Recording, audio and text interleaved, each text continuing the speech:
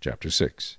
Then King Darius issued a decree, and a search was made in the archives where the treasures were stored in Babylon. And at Achmathah, in the palace that is in the province of Media, a scroll was found, and in it a record was written thus: In the first year of King Cyrus issued a decree concerning the house of God at Jerusalem.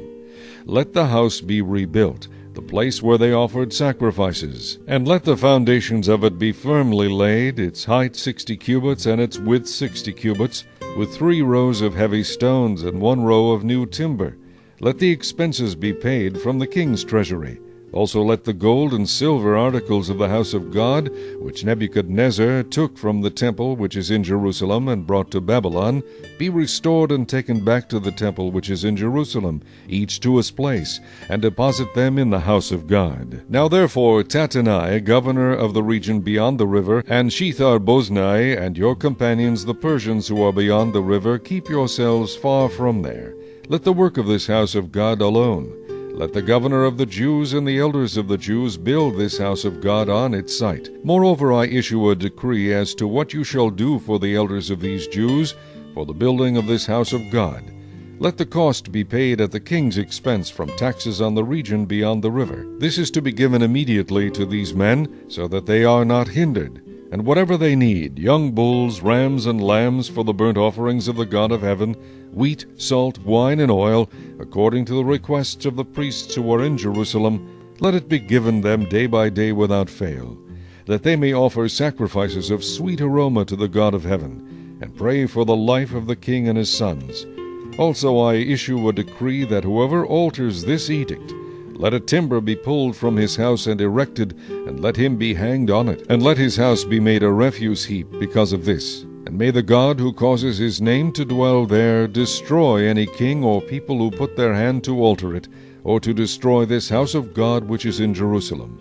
I, Darius, issue a decree, let it be done diligently. Then Tattenai, governor of the region beyond the river, Shethar-boznai, and their companions diligently did according to what King Darius had sent. So the elders of the Jews built, and they prospered through the prophesying of Haggai the prophet and Zechariah the son of Iddo. And they built and finished it according to the commandment of the God of Israel, and according to the command of Cyrus, Darius, and Artaxerxes king of Persia.